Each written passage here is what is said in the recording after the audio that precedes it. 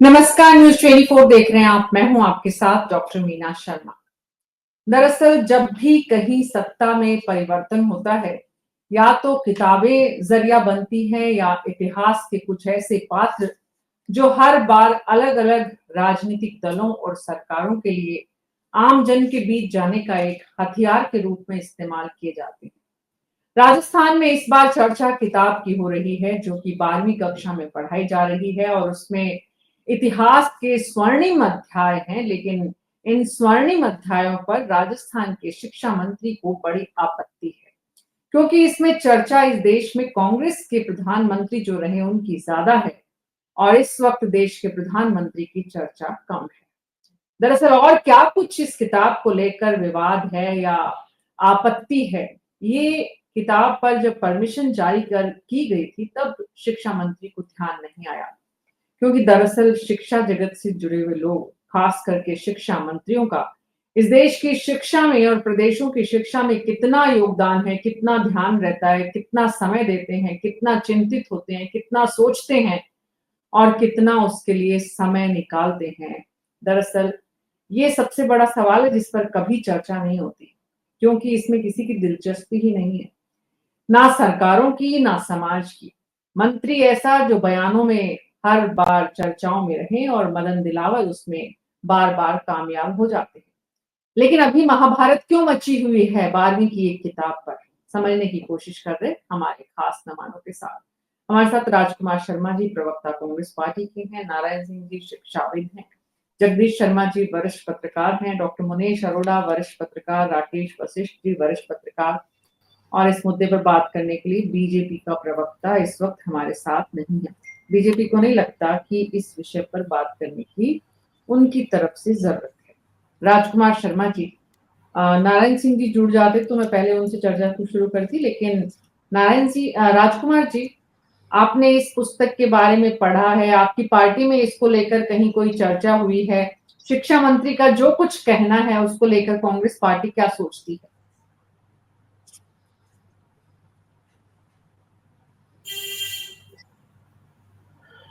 देखिए मीना जी, भारतीय जनता पार्टी का, आरएसएस का और वर्तमान के जो शिक्षा मंत्री मदन दिलावर जी का तो मामला बिल्कुल स्पष्ट दिख रहा है कि आज न्यूज 24 जैसे जिम्मेदार चैनल उस सब्जेक्ट पर डिबेट करा रहे हैं कि देश के पूर्व प्रधानमंत्री जितने भी अब तक रहे, चाहे वो कांग्रेस के हो, चाहे भारतीय जनता पार्टी के हो, चाहे किसी अन्य दल के हो, 12वीं की क्लास में उनके बारे में बताया जा रहा है। और वो किताब 4,90,000 छप चुकी है और 80% किताबें वो बट भी चुकी है। भारत सरकार ने उसकी अनुमति दी थी, मदन दिलावर जी ने भी उसकी अनुमति दी थी और शिक्षा विभाग के जितने भी बड़े अधिकारी हैं उन्होंने भी उसकी अनुमति दी थी। लाखों करोड़ों रुपए लग करके वो किताबें छपी और बट भी गई। अब जब वो छपकर आई तो मदन दिलावर जी ने देखा कि उस किताब के मुख्य पृष्ठ पर कांग्रेस के पूर्व प्रधानमंत्रियों की फोटो है। ये देश के पूर्व प्रधानमंत्री कांग्रेस पार्टी के नहीं है, ये देश के पूर्व प्रधानमंत्री हैं मीना जी, जिन्होंने हिंदुस्तान की आधुनिक भारत की नींव रखी।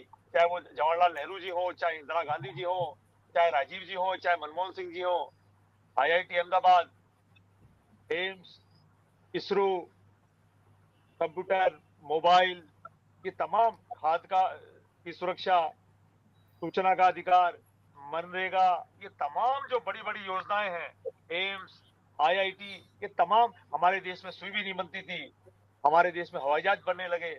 ये तमाम जो बड़ी चीजें हैं हिंदुस्तान की, उसमें कांग्रेस पार्टी के पूर्व प्रधानमंत्रियों का बड़ा योगदान है। आज पूरी दुनिया में हिंदुस्तान को सम्मानजनक देखा जाता है, सम्मानजनक नजर रखी जाती है, उसके लिए भी हमारे कांग्रेस पार्टी के जो पूर्व प्रधानमंत्री रहे उनका योगदान रहा है। ये जो किताब छपी, जैसा कि हमको जानकारी मिल रही है, इस किताब के छपने के बाद जब मदन दिलावर जी की आंख खुली, क्योंकि उनकी मीना जी आंख देरी से खुलती है, उनका ध्यान देरी से आता है। अभी कुछ दिन पहले उन्होंने बयान दिया था कि कर्मचारी, एक कोई शिक्षक आया और लिफाफा दे गया, मिठाई का डब्बा दे गया, मैंने स्टाफ को पकड़ा दिया। बाद में स्टाफ ने आकर बताया कि साहब इसमें तो 5,000 रुपए। मैंने उसको बुलाया, पुलिस को पकड़वाया और मैंने प्रेस कॉन्फ्रेंस करके कांग्रेस पार्टी पे आरोप लगाया। तो शिक्षा मंत्री तो हमेशा चर्चाओं में रहते हैं, लेकिन बड़े दुख के साथ कहना पड़ रहा है कि यह मुद्दा दब गया। भ्रष्टाचार का मुद्दा है। कर्मचारी कैसे आ गया, मंत्री को लिफाफा कैसे दे गया, मिठाई का डब्बा कैसे दे गया, लेकिन अब सरकार ने उसकी जांच करने के बजाय उसको ठंडे बस्ते में डाल दिया है। तो मैं आपके चैनल पे भारतीय जनता पार्टी, जिसने अपना प्रवक्ता नहीं भेजा है लेकिन फिर भी उनका नेता सुन रहे होंगे, उनको अपील करना चाहूंगा कि राजीव जी, नेहरू जी, इंदिरा जी, मनमोहन सिंह जी और जो देश के पूर्व प्रधानमंत्री जितने भी रहे हैं, उन्होंने जो जो स्वर्णिम कार्य किए हैं देश के हित में, वो तो किताबों में छपेंगे, आपके रोकने से नहीं रुकेंगे। वो तो छात्र छात्राओं को पता होना चाहिए कि जिस मोबाइल के तहत, जिस कंप्यूटर के तहत वो शिक्षा प्राप्त कर रहे हैं, ये किस प्रधानमंत्री की देन है, वो भले किसी भी दल से आते हो। अगर देश के वर्तमान प्रधानमंत्री आदरणीय नरेंद्र मोदी जी ऐसा कोई काम करेंगे तो देश हित में होगा, छात्र छात्राओं के हित में होगा और देश के और दुनिया के स्वर्णिम अक्षरों में उनका नाम लिखा जाएगा, तो निश्चित तौर पे उनका भी नाम आएगा।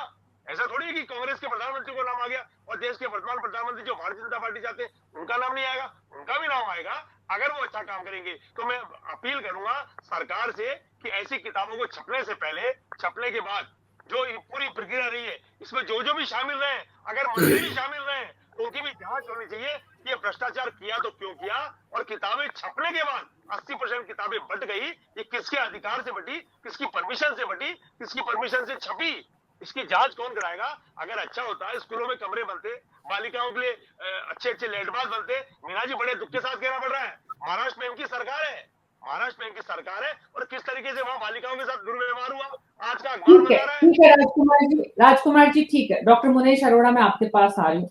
डॉक्टर मुनेश अरोड़ा, शिक्षा मंत्री राजस्थान के, देश में प्रकाशित और देश में जो किताब 12वीं की कक्षा में पढ़ाई जाएगी, हालांकि बोर्ड अलग है, 12वीं का राजस्थान का बोर्ड अलग है, तो ऐसे में मदन दिलावर का ये बयान कितना, मतलब कितनी जरूरत थी इसकी, और कितना उनकी आपत्ति जो है वो गौर करने लायक है, और कैसे उन्हें समय, मतलब उन्हें ध्यान इतनी लेट से कैसे आया। मंत्री हैं तो उनके पास तो आ, मतलब हर दिन इस विषय में बात करने के लिए है, मतलब आप किताब छप गई, पहुंच गई, सब कुछ हो गया, उसके बाद आप जागे। जी मीना जी, जागे तो वो बहुत लेट है, मगर उनके जो बयान है शुरू से आप देखें उठाकर, तो उसमें वही बात आ रही है जो निकल के आई है। जो उनकी जो मानसिकता, जो सोच है, वो जो हिंदूवादी सोच है, जो एक आरएसएस की सोच है, उसको परिलक्षित करती है। मीना जी, कभी भी भारतीय जनता पार्टी तो मैं नहीं कह सकता, मगर हाँ, जो इस आइडियोलॉजी के लोग हैं, उन्होंने हमेशा ये कहा है कि जो इतिहास लिखा गया पूर्व में कांग्रेस के शासन के दौरान, वो एक तरफा इतिहास था, उसमें सही तरह से भारतीय इतिहास को परिलक्षित नहीं किया गया। मैंने, मीना जी बड़ी सॉरी के साथ मैं ये बात कह रहा हूँ, ये किताब मेरे हाथ में नहीं आई, मैंने ट्राई भी की, मगर जो मदन दिलावर का जो स्टेटमेंट, जो मैं बात की चर्चा से और भाई साहब की चर्चा से पकड़ सका हूँ, तो मदन दिलावर का ये कहना कि जो पूर्व प्रधानमंत्रियों के जो फोटो लगे हैं या जो उनके लेख हैं इसके अंदर आए, तो मेरा ये मानना है कि जो भी इतिहासकार उसमें रहा होगा, उसने वो अच्छी अच्छी बातें तो लिख दी होंगी कि ये प्रधानमंत्रियों ने ये काम किए, मगर जो भारतीय जनता पार्टी का जो सोशल मीडिया बार बार जनता में जो बात फेंक रहा है या जो बात कहने की कोशिश कर रहा है, उसमें यह बताया जा रहा है कि नेहरू के काल के वजह से ही आज पीओ को भारत से अलग हुआ है। पीओ के की जो आज है, नेहरू की वजह से ही दो भारत और पाकिस्तान दो देश बने, उन्होंने ही गांधी पे दबाव डाला कि वो देश को उसमें कर सके। उन्हीं की वजह से बहुत सी जो नीतियां होनी चाहिए थी, चाइना के अंदर हमारा बहुत कुछ हिस्सा चला गया। इसके अलावा जो इंदिरा गांधी का जो आपातकाल रहा, उसको लेकर भी जो आइडियोलॉजी है वो बिल्कुल डिफरेंट आती है, उसका इतिहास बिल्कुल डिफरेंट है। आज 50 साल बाद भी ये लोग उसको संविधान विरोधी दिवस के रूप में मानते, काला कलंक मानते हैं संविधान। तो ये जो जितनी बातें मैं आपको मीना जी उदाहरण दे रहा हूँ, चाहे उससे पहले जो भी रहा हो, श्रीलंका का जो एकॉर्ड रहा राजीव गांधी के टाइम पे, उसको भी बहुत बड़ा फेलियर मानते हैं, उसकी वजह से कहा जाता है कि ये हुआ। मीना जी, सबसे बड़ी बात है कि भारतीय जनता पार्टी की जो सोच है वो राष्ट्रवादी सोच अलग तरह की है और कांग्रेस की सोच अलग तरह की है।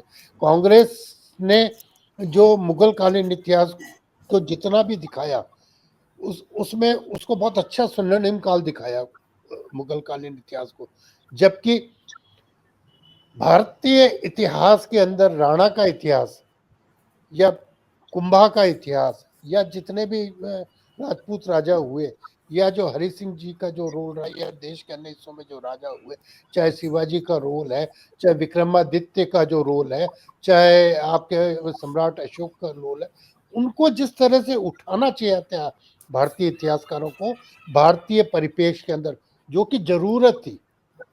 भारतीय परिप्रेक्ष्य में जो हमारा जो राजा हुए या अभी मैं एक वीडियो देख रहा था, डॉक्टर मुनेश अरोड़ा अभी एक minute last complete. Sikh community का इतिहास, कितने 10 गुरु हुए सिखों के, उनके इतिहास को लेकर भी पूरा न्याय नहीं किया इतिहासकारों ने। उनके बच्चों के साथ साथ क्या क्या हुआ उसको लेकर भी न्याय नहीं किया। तो ये जो पीड़ा है भारतीय जनता पार्टी के जो लोग हैं या जो आइडियोलॉजी के लोग हैं, वो ये कहना चाहता है कि कांग्रेस भारतीय इतिहास के साथ न्याय नहीं कर रही।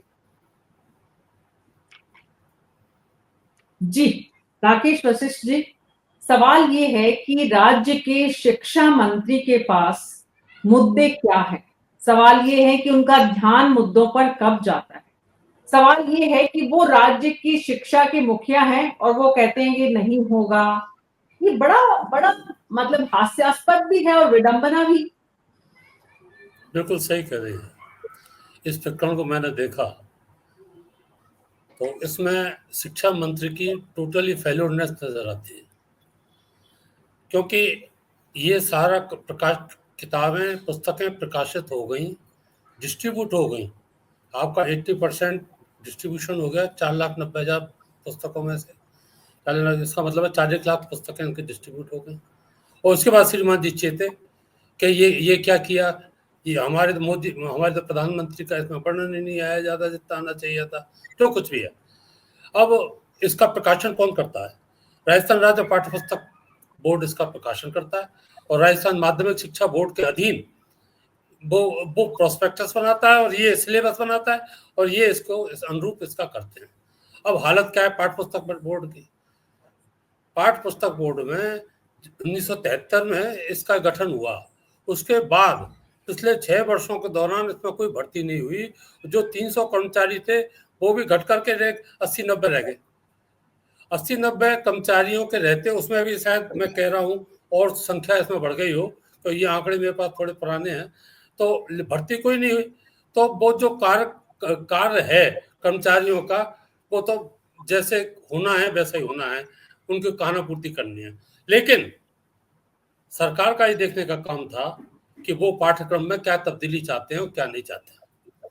माध्यमिक शिक्षा बोर्ड के सेक्रेटरी से जब पूछा गया कैलाचंद से कि भाई ये कैसे हो गया, क्या लफड़ा हो गया, बोला हमने तो सरकार से मंजूरी ले ली। तो सरकार से मंजूरी देने वाले वो कौन अधिकारी थे जिन्होंने इस पुस्तक को आपको अप्रूवल किया? तो ये भी एक विचारणीय बात है, इस पर भी ध्यान देने की बात है। लेकिन जब 5 लाख पुस्तकें आपकी प्रकाशित हो गई और उसमें से 80% आपके डिस्ट्रीब्यूट हो गई और उसके बाद अब आप जागे हो, अब ये कह रहे हैं कि हम किताबों को वापस लाएंगे, हम दूसरी पाठ्यक्रम शुरू करेंगे, तो ये सीधा सीधा सरकार की फेल्योरनेस को दर्शाता है। और खासतौर से इसके लिए मंत्री जिम्मेदार है, शिक्षा मंत्री इसके लिए, हाँ मदन दिलावर इसके लिए मदन दिलावर है। अब मदन दिलावर को बयानवीर के रूप में तो खूब जाना जाता है, लेकिन अगर इस तरह की घटनाएं घटित होती हैं तो वो उनकी आक्रामकता को ही जाहिर करता है कि वो कितने सक्षम है शिक्षा विभाग को लेकर के। क्योंकि तो बड़ी जी जुड़ गए हमारे साथ। राकेश जी, शिक्षाविद क्या सोचते हैं इस पुस्तक को लेकर? नारायण जी, पुस्तक आपने भी देखी होगी? हाँ देखिए। नारायण जी, क्या है शिक्षा मंत्री की आपत्ति, कितनी इसमें समझ में आ रही है आप लोगों को? क्या सोच रहे हैं शिक्षा जगत के लोग? देखिएगा मीना जी, मैं आपको कहना चाहूँ, इसमें शिक्षा मंत्री जी को और सरकार को आपत्ति होने की कोई सवाल ही नहीं है। इसमें आपत्ति किस बात की है? ये आज से थोड़े ना चल रही है बुक, ये तो पहले पिछली बार भी यही थी। और 7 आदमियों की कमेटी इन्होंने बनाई, माननीय मंत्री जी ने बनाई और अप्रूवल दी इन्होंने, और फिर उनको लागू किए। अब ये बदल रहे हैं और कमेटी की पूरी रिपोर्ट मेरे पास है। तो ये थोड़े ना होता है कि आप और फिर ये और कह रहे हैं कि पैसा हो जाए तो बर्बाद हो जाए। ये प्रदेश की जनता का पैसा है, ये इस पैसे को बर्बाद होने देंगे क्या ऐसे? मंत्री जी के घर का पैसा थोड़े ना है ये। इसके राइटर कौन कौन थे? इस पुस्तक के राइटर कौन कौन थे? इसमें है, वो 7 लोग हैं अभी मेरे पास है, उनका पूरा नाम है उनके, आप चाहोगे तो मैं भिजवा दूंगा आपको। हाँ मुझे वो और जरूरी है, वो नाम इम्पोर्टेंट है। हाँ जी मैं है, वो अभी मैं थोड़ा इसमें मेरे इसी में है, मैं क्या भी थोड़ा लेट पहुंच पाया हूँ मैं, मेरे डॉक्टर पास है मीना पूरा शर्मा, डिटेल। जो बात नारायण सिंह जी कह रहे हैं कि भाई पिछली बार भी यही पुस्तक चल रही थी, इस बार भी पुस्तक वही है, और कमेटी हर साल जब इस तरह से पुस्तकें छपती है तो कमेटी से अप्रूवल बजट के लिए भी होता है, तो सिलेबस के लिए भी होता होगा। तो डेफिनेटली शिक्षा मंत्री अब अपनी ही सरकार को कटघरे में खड़ा करके, एक तरह से राकेश की यही बात हुई कि वो अपनी ही सरकार को घेर रहे हैं कि भाई ऐसा नहीं होगा, या फिर वो ये कहना चाहते हैं कि कांग्रेस सरकार में भ्रष्टाचार होता था, देखो इसलिए मेरे घर पे लिफाफा लेके पहुंच गया। कांग्रेस शासन में किताबें छपी थी, उस समय के प्रधानमंत्रियों की चर्चा, हमारे प्रधानमंत्री की नहीं। तो वैसे भी इतिहास की चर्चा हो रही है, स्वर्णिम अध्याय की चर्चा हो रही है, तो अभी तो समय है, मोदी जी का काम बताया जाएगा, अभी तो वैसे ही बहुत सुन रहे हैं। और फिर इनको अगर स्पेशली कोई मोदी जी के कोई काम बताने हैं ना मीना जी, अगर कोई इनको भाई माननीय प्रधानमंत्री मोदी जी के कोई स्पेशल काम बना, नई बुक और बना दो। अगर जी आपको बच्चों को यही कहना है, अपनी कोई गुणगान ही करवाने हैं, तो नई बुक और दे दो ना, उनको क्यों खराब करने में लग रहे हो? जी नारायण सिंह जी, ये शिक्षा पिछले जगत पिछले लोग, पिछले पिछले आपके जितने भी आपके जितने टीचर्स हैं, स्कूल प्रबंधन है, क्या सोच रहे हैं, क्या कहा जा रहा है उन लोगों की तरफ से इस बयान को देखो, लेकर? सीधा सीधा इस बयान को लेकर के माननीय मंत्री जी की बुरी तरह फजीती हो रही है। फजीती से मतलब ये होता है कि उनकी जो बयानबाजी से पूरे राजस्थान का शिक्षा विभाग और शिक्षक लोग और यहाँ तक कि शिक्षार्थी भी परेशान है कि वो कभी क्या कह देते हैं और कभी क्या कह देते हैं, और ये जी उनके लिए और सरकार के लिए नुकसानदायक है ये। जी राकेश जी, ये प्रधानमंत्री का, आला कमान का ध्यान आकर्षण का प्रयास है क्या? नहीं, ऐसा तो नहीं है, अपनी फेल्योरनेस है इनकी। अब आप ही सही है, 7 सदस्य कमेटी बनाई है, पाठ्यक्रम पहले से ही चला आ रहा है, पुस्तक पहले से ही चला आ रहा है, हर साल नहीं छपती है, लेकिन वही किताबें वो यही छवियों क्यों छप रही है? अगर आपको ये बात सही है, सरकार समय समय पर इसमें हस्तक्षेप करके अपने अनुरूप, अपनी अपनी विचारधारा के अनुरूप इसमें संशोधन कराती है, तो इनको पहले जागना चाहिए था ना, और जाग करके पहले दिशा निर्देश देने चाहिए थे, और दिशा निर्देश देने के बाद उस पाठ्यक्रम में जो भी आपको तब्दीली करानी चाहिए थी वो करानी चाहिए थी। लेकिन सब काम होने के बाद आप इस तरह जग रहे हो, तो इसका क्या मतलब है? इससे कोई अभी सरकार का एक आला कमान को कोई खुश करने की स्थिति नहीं है। आला कमान तो इनके इस काम से नाराजी होगा कि अब तक कहाँ सो रहे थे आप, और अब क्या कर रहे हो इस तरीके से।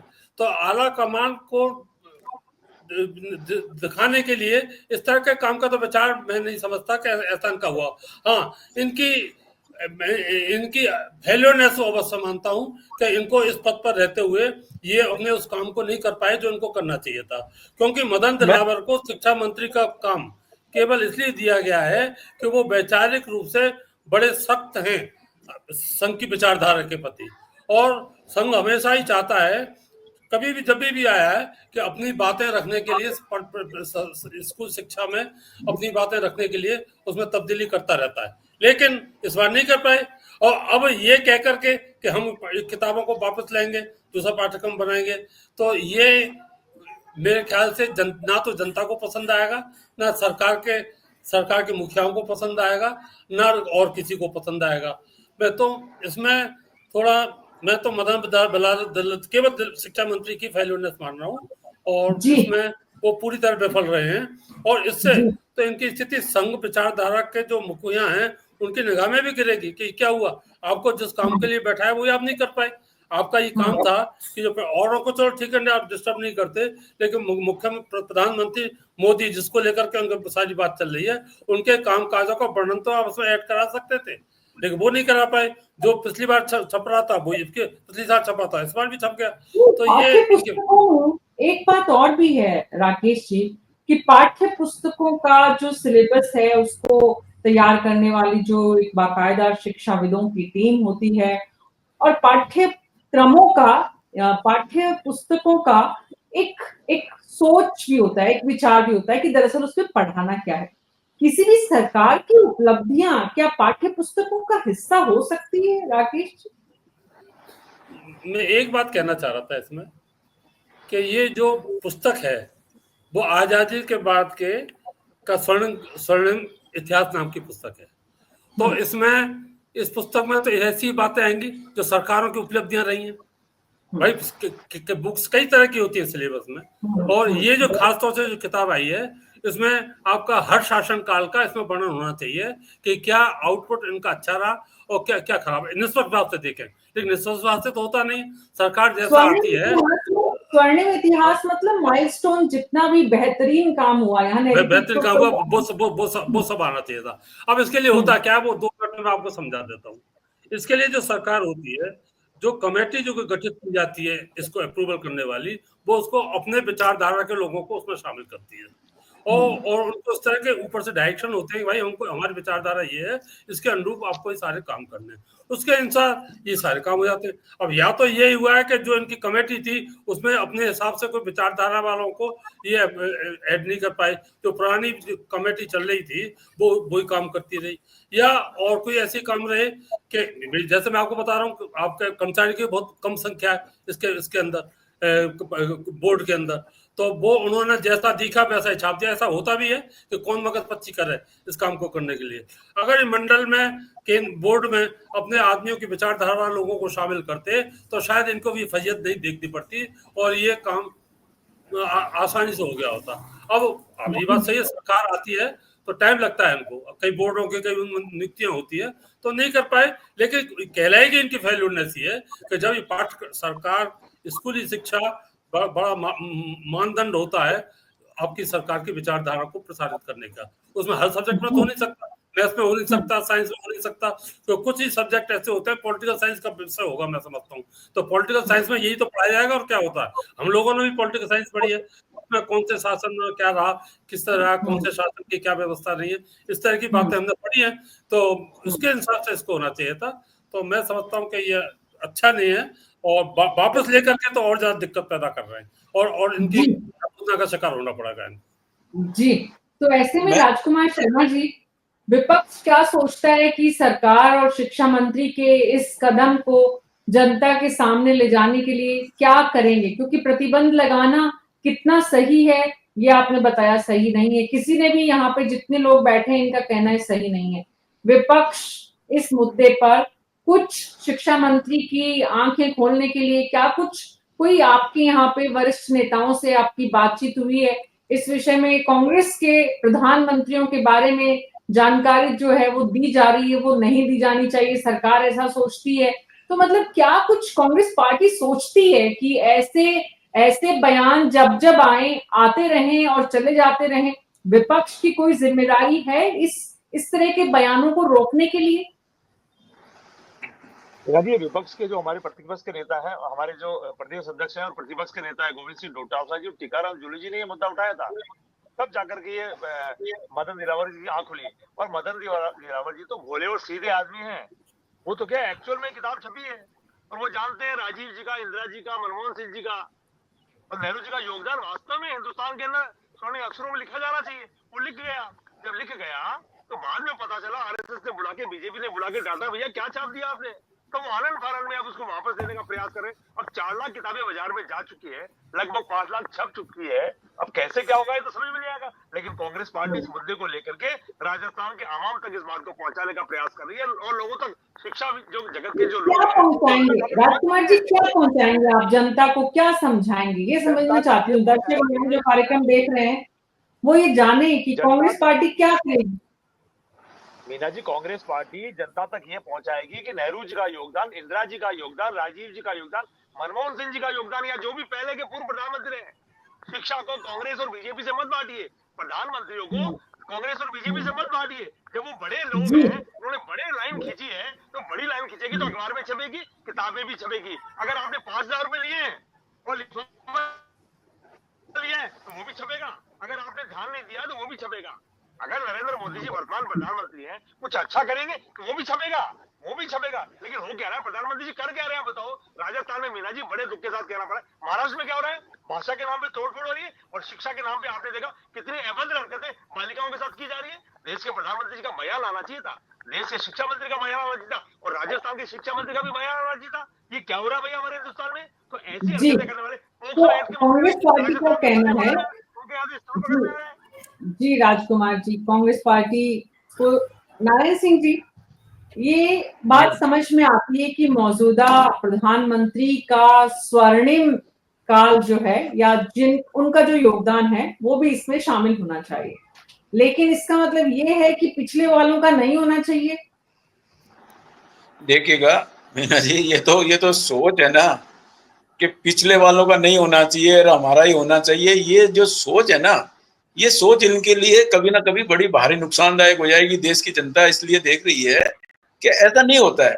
आप, देश आजाद हुआ, देश को किसने आजाद कराया, कौन कौन उनमें शामिल थे, तो आप उन सबको भुला दोगे क्या? पुराने इतिहास को कभी भुलाया? पहले भी अपने एक डिबेट हुई थी मैम, आपको बताऊं मीना जी, जिसमें यह था कि इतिहास को भुलाने की कोशिश की जा रही है। मैंने कहा इतिहास को कोई, दुनिया की कोई ताकत नहीं मिटा सकती है। आप यहां मिटा दोगे, पूरी दुनिया में वो है, तो क्या मिट सकता है? क्या ऐसा नहीं हो सकता है। आप अपनी उपलब्धियां जरूर बताओ, लेकिन ये नहीं है पुराणों को उसमें समाप्त कर दो, ये गलत है। एक मैं और एक मुद्दे से हटके एक बात और कर लूं मैं। अभी माननीय शिक्षा मंत्री महोदय की तरफ से, उनके विभाग की तरफ से एक आदेश निकला कि प्रत्येक बच्चा 10 पेड़ लगाएगा, 10 पेड़ लगाएंगे। अच्छी बात है, बहुत बहुत अच्छी बात है।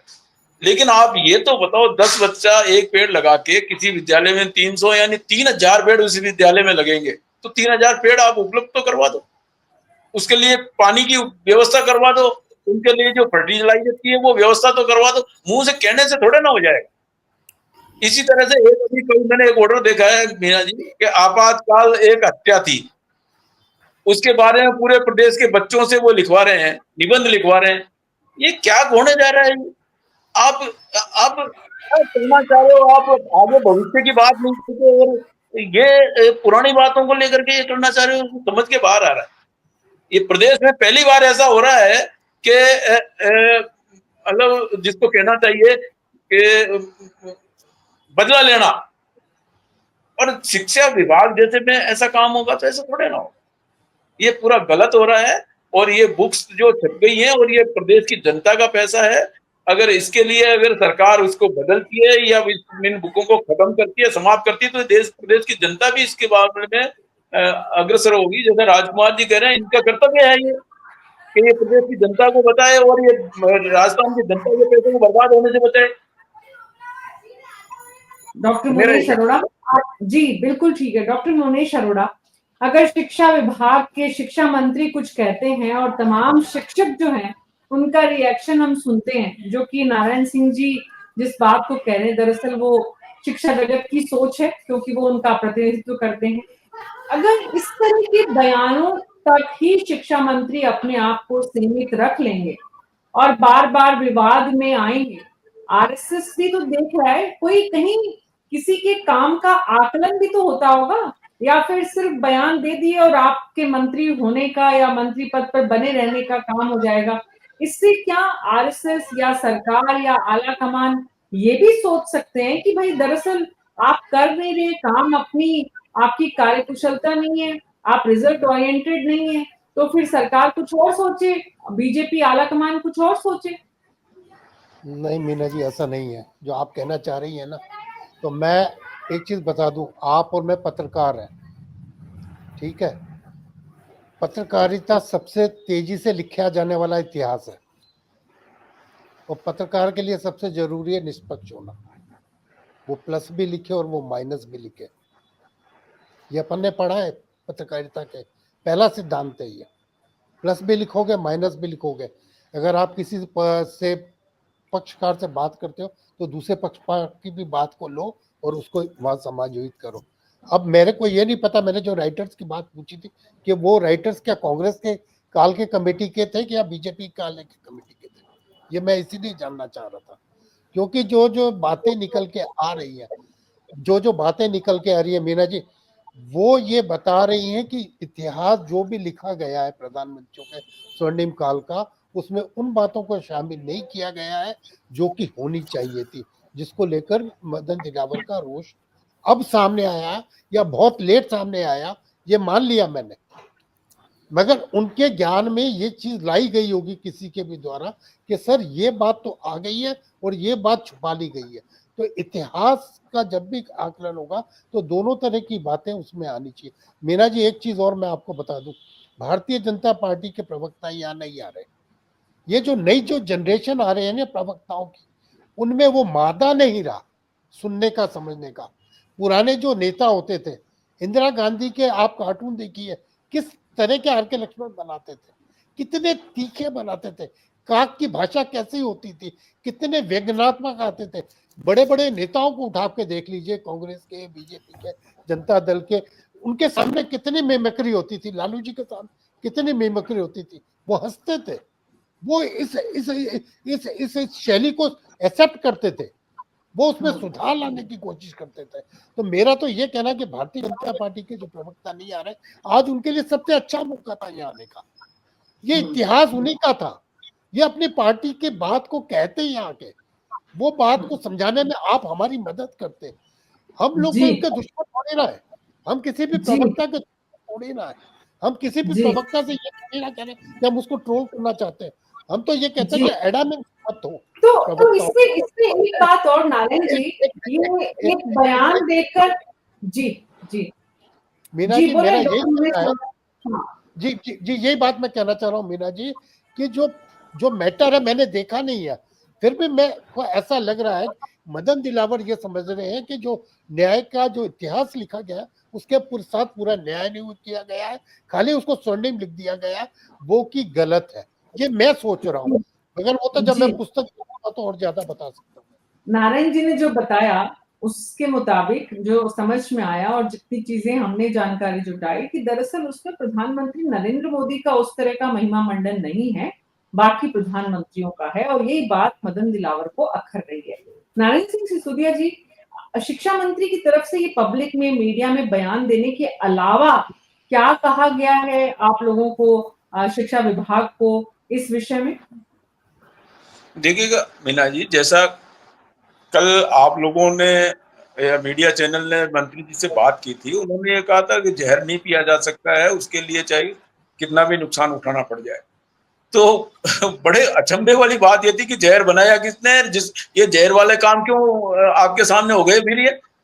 भाई माननीय मंत्री जी, ये सारी बुक्स आपकी नजरों में छपी है, आपके लोगों ने छापी है, आपके पहले से चलती आ रही है, आपको 2 साल सरकार में आए हुए हो गए, तो ये ऐसी बातें क्या बोलना चाह रहे हो, ये कहना चाह रहे हैं, मेरे समझ के बाहर आ रहा है। और माननीय मंत्री जी को और मुख्यमंत्री जी को मैं तो ये कहना चाह रहा हूँ कि आप कम से कम किसी भी प्रकार का कोई कार्य करते हो तो पहले एक राय तो हो।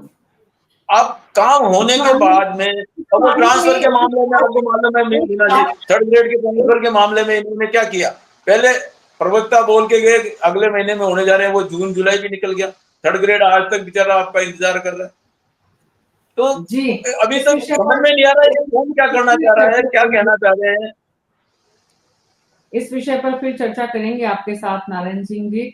शिक्षकों की जो चिंताएं और परेशानियां और जो लंबे समय से विषय ऐसे हैं, लंबित हैं, जिन पर सरकार का और शिक्षा मंत्री का ध्यान आना चाहिए, लेकिन अभी तो शिक्षा मंत्री जी जहर नहीं पीने की मुद्रा में है, अमृत पीना चाहते हैं। अमृत कैसे मिलेगा ये सोचना है। अभी अमृत पीने के लिए जितनी मेहनत समुद्र में जाकर करनी पड़ती है वो तो करते हुए मदन दिलावर नजर नहीं आ रहे, तो ऐसे में अमृत कैसे पिएंगे और इस जहर से कैसे बचेंगे, यही देखना होगा। आने वाले दिनों में नजर बना के रखते हैं। न्यूज़ 24 पर आपको अपडेट मिलते रहेंगे। आप सबका बहुत बहुत शुक्रिया इस चर्चा में शामिल होने के लिए। कुल मिलाकर इस वक्त जो तस्वीर समझ में आ रही है वो ये कि राजस्थान के शिक्षा मंत्री मदन दिलावर बयानवीर के रूप में जाने जाते हैं।